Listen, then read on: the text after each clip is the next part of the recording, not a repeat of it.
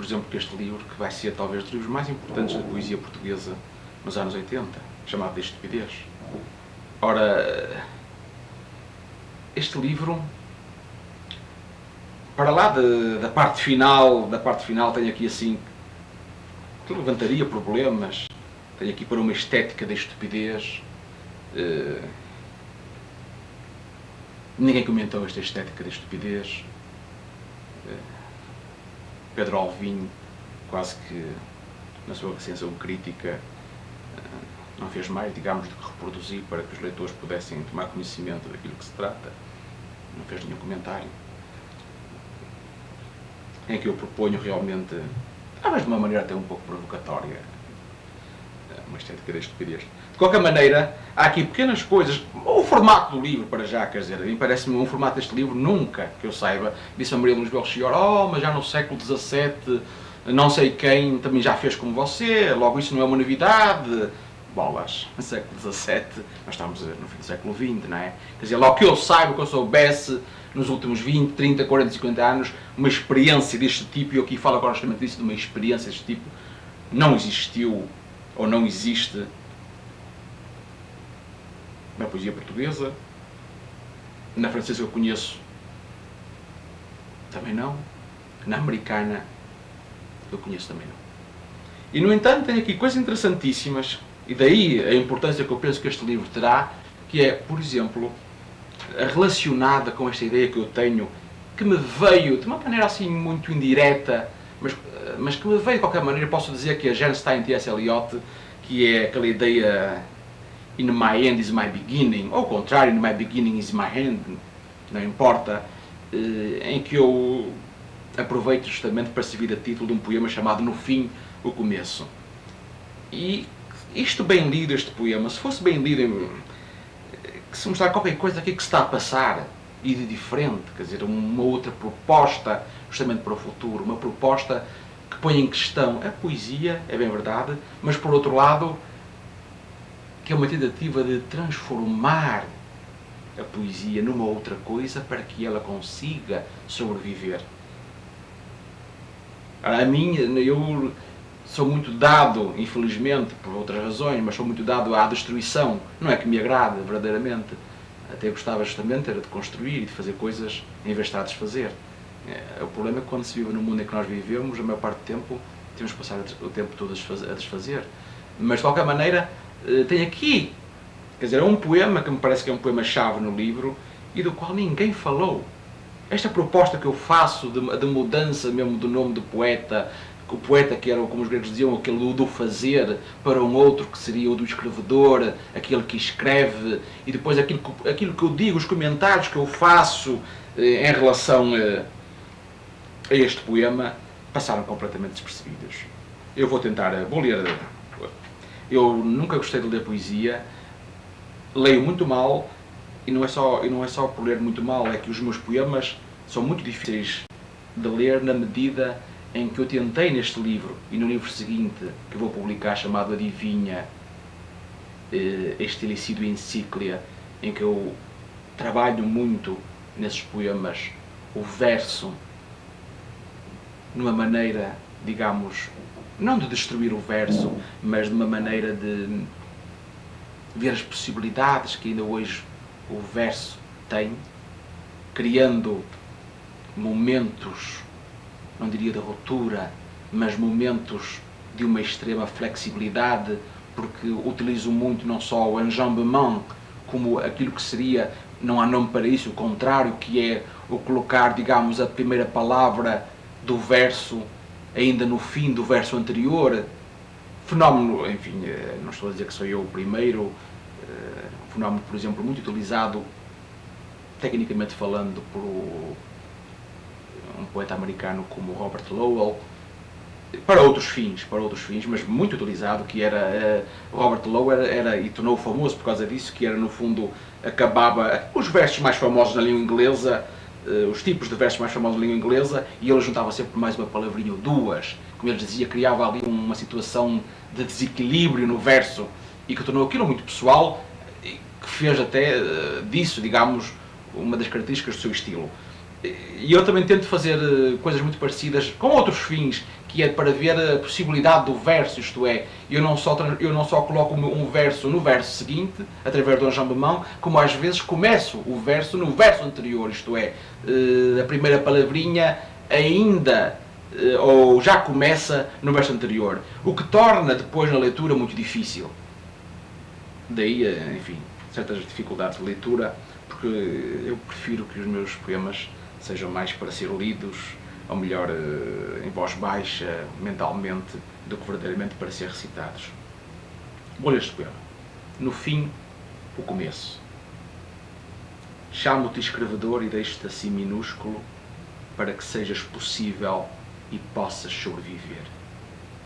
Não mais poeta ou criador de nada como de mitos, não mais poesia ou criação ou produção, etimologia gasta, a religiosidade perdida, a ideologia ilusória. Não mais trabalho e muito menos poético, o que quer que seja. Homem que escreves, não és escritor mesmo quando publicas. Não vendes a tua aventura ao patrão, não alugas a tua vida. Não tens nenhum poder social ou espiritual. És anónimo como todos os homens, um entre muitos. Apenas escreves a vida quando a vives, aceitando a ambiguidade como a estupidez. Não mais literatura viva, mas literatura vida. Não mais poemas depois da atividade escritural iôntica, apenas procuras. Não como resultado ou produto, nem como imagem do espelho ou projeção da lâmpada, mas como simultânea materialização da procura. O tempo da escrita é o tempo do escrito. Não mais correções ulteriores ou obstinados rigores, mas a imprevisibilidade quantas vezes imperfeita da luta, o espanto estarrecido do que, porque aparece, é. Cabe-te arrancar a matéria de que és feito, o tempo em que passas, o lugar onde habitas, as ilusões fundamentais de um começo como de um fim. É teu privilégio seres a própria história, ditando as regras como os precalços unílocos, independente da vontade explícita das autoridades, como do consenso e políticas das nações. Só tu nasces em ti, só tu irás morrer num outro. Não mais a arte, mas apenas o que escreves, a obra-vida. Não tenhas ilusões, que a importância é nula. Chamas-te escrevedor e não inauguras nenhuma época. Ora, como venho aqui, quer dizer, se formos comparado com este livro, com os 2 ou 3 últimos do Ramos Rosa, ainda passei os olhos na casa da Dona Messia no último sábado, o que aqui existe de propostas, o que aqui existe de ideias, o que aqui existe de possibilidades comparado com os seus livros, enfim, é aquilo que eu chamo uma poesia infeliz. Não se pode comparar com uma poesia feliz. Ora, um poema destes que vai ser, estou convencido, e só espero que não seja presunção da minha parte, nem demasiada arrogância, mas estou convencido que vai ser um poema que vai ser falado, comentado, que daqui a 30, 40 anos vai ser coisa, mas como é que é possível na geração do Silva Carvalho? Então ninguém viu isto, esta proposta, esta tentativa de desmistificação. Reparem, houve uma leitura justamente daquele que vai ser o próximo professor de português aqui assim em Santa Bárbara, do João Camilo, em que ele, numa carta que me escreve, fala deste aspecto da desmistificação que eu faço da própria escrita, do próprio poeta, da própria poesia, e ele notou isso. Mas de qualquer maneira, ninguém comentou o poema. E como se não bastasse, e é isso que às vezes até me dá raiva, porque como se não bastasse, e eu ainda escrevo depois esses comentários que servem quase como um aspecto didático para mostrar às pessoas, dizer, olha, vejam aqui, um pouco como fez, não tenho ilusões, o Fernando Pessoa, que não se acreditava muito Isso é que é preciso ver no público português e teve necessidade de escrever toda aquela prosa a tentar explicar aquilo que ele fez, como dizendo, bom, diante desta gente, enfim, que não está habituada a estas coisas, nós temos que atirar os foguetes, bater palmas, etc, etc, etc. Nós temos que fazer tudo. Um pouco como isso, o que me parece que é tão chato. E eu ainda vou desenvolver esta ideia no comentário. E vejam o que é que diz o comentário.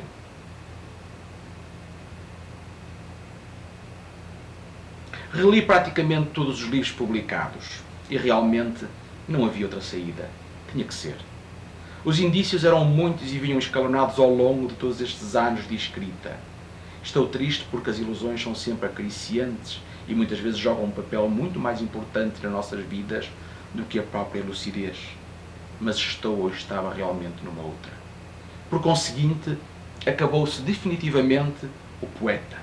Não só como entidade de uma identidade humana e histórica, mas também, e até talvez mais importante, como ficção que se cria nos chamados poemas.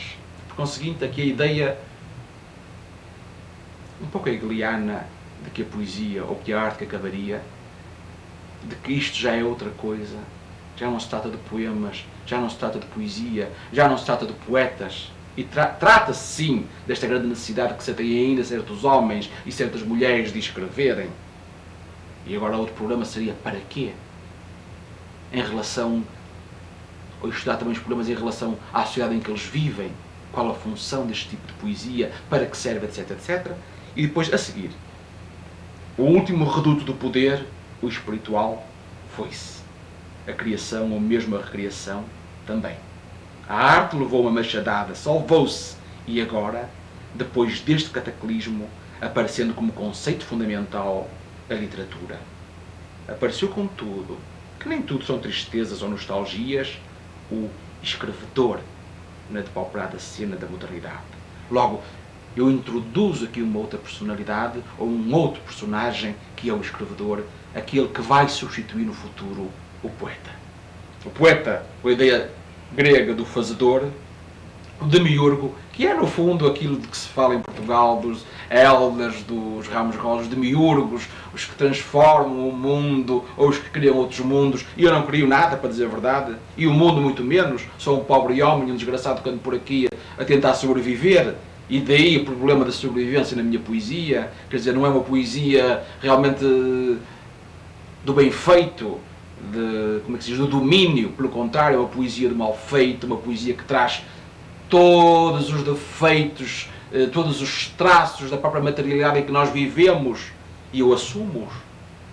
Não tento esconder, não tento corrigir, pelo contrário, quando aparece um traço que vai desfiar até o próprio poema, eu deixo para que o leitor tenha a sensação de dizer, meu Deus, quem escreveu isto foi um homem como eu, ou uma mulher como eu, não foi um mestre, não foi um indivíduo que domina, é alguém que está numa situação, enfim, um pouco como a minha, está a tentar dizer qualquer coisa da própria sua vida, está a tentar resolver os seus problemas. Logo, não me interessa absolutamente nada o domínio ou o bem escrever, nem percebo, para dizer a verdade. Quando me dizem, mas o José Saramago escreve tão bem, eu fico a olhar para as pessoas a saber o que é que isso significa. Escrever tão bem, o que é isso? Onde é que está a bitola? Onde é que está a medida? Onde é que está o canon? Onde é que está... O que é isso de escrever bem? Colocar as palavras todas direitinhas, umas atrás das outras. Dizia, como dizia o Camilo Castelo Branco, escrever gramaticalmente. Será isso, escrever bem? Logo, nem faço a mínima ideia do que é que isso significa. Bom, a seguir, continuo. Apareceu, contudo, que nem tudo são tristezas e nostalgias, o escrevedor na depauperada cena da modernidade. Não o quero como um conceito revolucionário, mas a verdade é que a sua assunção pode trazer consequências imprevisíveis. No fundo, este escrevedor, que não se confunde com o escritor, pois não é uma profissão, representa um pouco o equivalente humano ao terceiro termo de que falava Barthes, naquele pequeno texto que eu roubei do Prazer do Texto e que serviu de introdução ao meu livro Memória do Presente. Bom, o crime está definitivamente cometido, já não há voltar atrás, não foi verdadeiramente nada de novo para mim, que vinha escrevendo uma literatura que não se coadunava com os preceitos da época. Deixemos, pois, e aqui eu estou a brincar, deixemos, pois, os poetas serem poetas que têm esse direito e escrevamos nós a nossa estupidez excêntrica, inaudita e solitária. Quer isto dizer, nada de contrapor ao sistema um outro sistema que seria o nosso, e por isso melhor, vivido no reino da fantasia, já que o real tem os seus donos e os seus mestres, mas introduzir neste real em que temos de viver uma vida e não só uma linguagem, capaz de furar o bloqueio da opressão moderna, ou mesmo eterna, configurado na própria existência da sociedade, desistindo de propor uma cosmogonia inversa da existente, os tais mundos que se criam, em que no fundo a estrutura é a mesma, mas iludindo os poderes com textos mal escritos, ou escritos dentro de uma perspectiva que derrota a tentativa totalitária de neles se descobrir uma origem como um fim. No fundo, e muito simplesmente, o que eu me proponho é o que a intuição me propôs ao longo destes anos. Escrever um homem e não uma teoria. Mesmo quando se diz prática, numa vida que, por ser vivida e escrita, ganha o estatuto de literatura. Indiferente aos valores, isto é, ao facto de ser boa ou má, grande ou pequena literatura. Como se nada fosse. Estou a propor uma outra concepção completamente diferente para o século XXI daquilo que poderá ser a escrita, daquilo que poderá ser a poesia. Estou a propor, pela primeira vez na literatura portuguesa, este tipo de, como é que é dizer, esta última tentativa de sobrevivência, isto é, para que a poesia não morra, porque ela, como ela está sendo, ou foi, vai morrer. Isso não haja dúvidas, as formas desaparecem. Estou a propor que, a partir de agora, sejam as pessoas que escrevam, e nisso noutros escritos que eu tenho, não só aqui, noutros escritos, por exemplo, nos meus diários, em que eu falo disso, em que este escrevedor, parece-me também que falo aqui assim um pouco no escrevedor, neste pequeno texto em que eu ligo o escrevedor,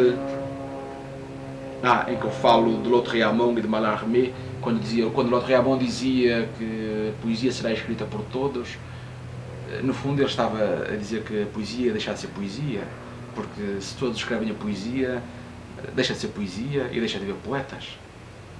Logo é esta intuição que ele teve no fim do século XIX, no fundo, não sei se apenas intuição ou já a pensar justamente nessa ideia de Hegel, de que a arte que acabaria, não é? E ele no fundo pensava que acabaria justamente passado 2 séculos da sua existência, isto é, que ele estaria agora a acabar, ou pelo menos, quando se diz acabar, diz no fim, o começo, isto é, a passarmos para outros tipos, para outras formas. Aquilo que eu proponho é justamente uma certa mudança, não só em relação ao conceito que se tem da poesia, mas também ao próprio conceito de poeta. Não o poeta como o escritor do bem feito, do bonito e da beleza, mas o homem que trabalha a linguagem como trabalha na vida real. Isto é, o homem que serve da língua para resolver os seus problemas e não simplesmente para criar objetos estéticos. Justamente o tipo de... Aquilo que eu proponho não é a criação de objetos estéticos, é a criação do homem como um ser estético. Isto é o acabar-se o objeto, é a passagem do objeto a sujeito, é transformar as vidas então em verdadeira poesia. E então todos seremos também poetas, isto é, fazedores, criadores. Aí nesse sentido, mas não no sentido de criador como agora, que é o criador, o pequeno imitador do Deus. Criador porque está a criar, como diziam os existencialistas, aliás, não é nada de novo, embora para muitas pessoas possa parecer, em que seja o próprio homem a criar, como dizia, o projeto. E o projeto é muito interessante porque a noção de projeto também pertence justamente ao senhor, ao poeta americano que está agora a aparecer, a subir, justamente porque eu falei há pouco, penso eu que falei há pouco de uma espécie de trio, que era o T.S. Eliot, o William Carlos Williams e o Wallace Stevens, e agora está a aparecer o Charles Olson, justamente o Olson, que é o que está na origem do termo pós-modernismo, em que ele fala justamente de projective verse, uma espécie de poema projetivo, de projeto. Esta noção que me parece que é verdadeiramente pós-moderna e que me parece que poderá ter um certo futuro, contrapondo justamente à de criação, contrapondo, mas isso levava-nos a outros problemas muito mais complicados. Ora, eu agora, há quase um ano que deixei de escrever aquilo que se chamava poesia. Não me importa que se continue a chamar poesia, não há problema nenhum. Eu propus um nome que me pareceu muito mais moderno e diferente, que foi procura. Não só procura de verbo procurar, mas também porque continha esta ambiguidade do procura. Isto é qualquer coisa que eu escrevo para curar. E daí tenho um livro de poesia, mesmo com o título Procuras, no fundo quer dizer poemas. Quer dizer, faz parte da minha mitologia pessoal, não tem nada a ver. Nem quero impor, acho muito bem que todas as pessoas continuem a chamar poesia a poesia, ou a pensarem até que a poesia ainda existe e que existem poetas. Isso não é o meu problema. Mas há um ano para cá, isto é, a partir de setembro último, deixei de escrever poesia e pus-me a tentar escrever um romance com muita dificuldade. Muita dificuldade porque eu não sinto vocação nenhuma para este tipo de prosa e mesmo porque mexe um pouco com a minha maneira de ser. Infelizmente também, estou sempre a dizer infelizmente porque há pessoas, se eu dissesse sou um pouco anárquico, ficavam todas felizes, porque infelizmente sou um pouco anárquico. Aliás, no processo de toda a minha poesia, a última, o que se nota na minha poesia, ao contrário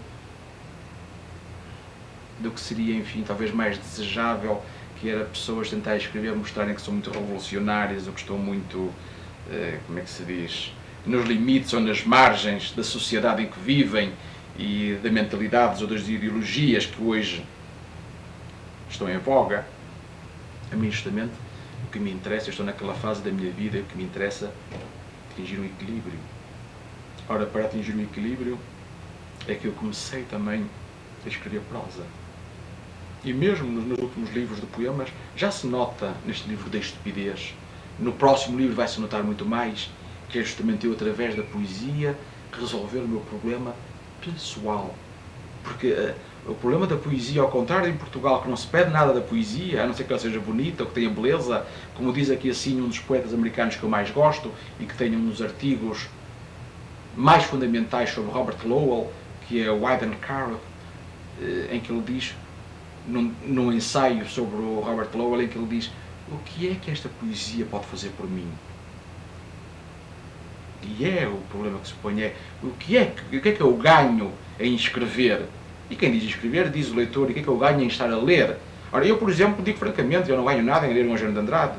Eu não ganho nada em ler um Herberto Helder. Eu estou a ganhar cada vez menos em ler um Ramos Rosa. Agora, naquilo que eu faço, eu pergunto o que é que eu estou a ganhar.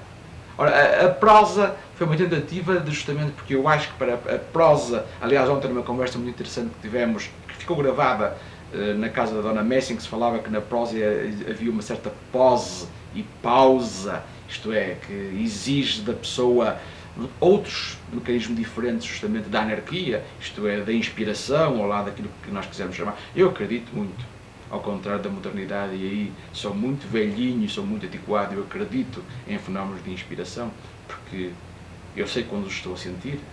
Não é em todos os momentos em que eu estou a escrever, mas há momentos da escrita em que de repente qualquer coisa se passa e é isso que eu chamo de inspiração. Logo, de qualquer maneira, eu estou tentando, com o romance, ganhar um certo lastro para ver se consigo dominar os próximos anos da minha vida, para ver se consigo pôr um certo equilíbrio na minha existência. Agora, com muita dificuldade, porque o romance está a sair muito lentamente, mesmo muitas dificuldades, isto é, ao contrário do que me tem acontecido nos últimos 20 anos, com poesia nunca tive dificuldades para escrevê-la, nunca tive, como é que se diz, momentos de esterilidade, nunca tive medos, nunca tive fobias, tive problemas como em França, porque não tinha realmente pachorra para estar a escrever quando vivia aquela vida, enfim, um pouco deprimente. Mas em relação à prosa e ao romance estou a ter verdadeiros problemas, justamente porque exige a prosa uma certa disciplina, e é aí que eu falho redondamente nessa disciplina. E de tal maneira que eu agora até tenho problemas em me dirigir ao computador e pôr-me a escrever, porque, ou pelo menos ainda não criei, digamos, é como se eu estivesse a tentar criar um outro ser adaptado à prosa e eu ainda não consegui isso. Logo, basta dizer, quase há um ano que ando a escrever este romance que se vai chamar Palingenesia, estas palavrinhas que obrigam o leitor a ir aos dicionários, mas isso, os dicionários estão lá, vendem-se dicionários, é mesmo para isso que eles servem, não é? Chama-se Palingenesia, se forem ver depois vão ver que é bastante interessante a noção, ou aquilo que está por trás deste significante palingenesia. E depois tem, por conseguinte, chama-se Palingenesia ou o estado do romance. Eu até tentei dar como título a este romance simplesmente o romance, mas depois um amigo meu aqui do departamento disse: "Ei, já existe um romance com esse nome." Não existe na realidade, mas ele pensava que existiam e eu não quis. Não é que eu preocupo muito, aliás, enfim, mas não quis estar a plagiar ninguém ou a criar ou a utilizar um título pertencente já a outras pessoas ou outras obras, e então fiz simplesmente Palingenesia ou o estado do romance, que no fundo é isso, porque o romance para mim levanta-me problemas, como ontem dizia nessa conversa, problemas de o que é que eu estou aqui a fazer, isto é, vale a pena estar a contar histórias, acredito na ficção, acredito. Aliás, eu digo, como botade, a única ficção que me interessa é justamente a realidade. Mas ao dizer isso, no fundo, estou a anular a realidade ou estou a anular a ficção, quando se diz uma coisa dessas. Mas realmente a única que me interessa como ficção é a realidade. Mas por outro lado, a pergunta que eu faço, valerá a pena? Os poemas não darão melhor aquilo que me interessa, que são aqueles momentos epifânicos, aqueles momentos de êxtase, ou então aquilo, uma outra palavrinha que eu criei, e que infelizmente em Portugal, para dar a entender que ninguém deu conta, que é momentos de êxtase, contraponto ao êxtase como ecstase, isto é, saída para fora, êxtase de entrada para dentro, de cair em si. E isso a poesia dá-me. Eu tento, toda a minha poesia, aliás, é estática, isto é, não estática, é estática, isto é, de apanhar esses momentos que às vezes confundem justamente com momentos de êxtase, de entrada. Ora, o romance baseia-se sempre, por um lado, na memória e, por outro lado, na experiência. Este romance está a tentar dar a experiência que eu tive em França, durante aqueles 6 anos que vivi em Paris. Em relação à memória, eu tenho-a quase nula. Mas por outro lado é interessante, porque agora que se está a falar tanto do problema da memória e do esquecimento, no fundo este meu romance está a tratar disso. Isto é, do problema do o que é que eu esqueci, por que esqueci, se for capaz de lidar com esses temas, ou se for capaz de traduzir esses problemas no romance. Simplesmente para se ficar com uma pequena ideia, vou ler. É um romance dedicado a Almeida Garrett. Então tenho aqui assim uma pequena dedicatória a Almeida Garrett, pelas razões óbvias. E deixo assim. Aqui sim é uma